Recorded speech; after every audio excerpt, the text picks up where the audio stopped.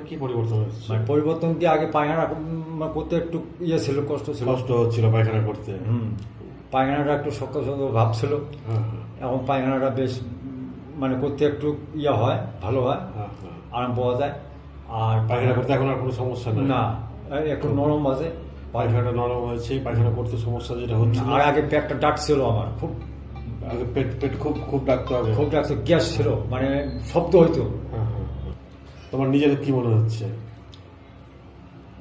আমার তো মোটামুটি আমি তো আর ওই সমস্যাটা চলে গেছে। হ্যাঁ, আর তার মানে এখন যদি আমরা আবার টেস্ট করাতে যাই, তাহলে হয়তো দেখবো যে ক্যান্সারটা চলে গেছে পুরোপুরি।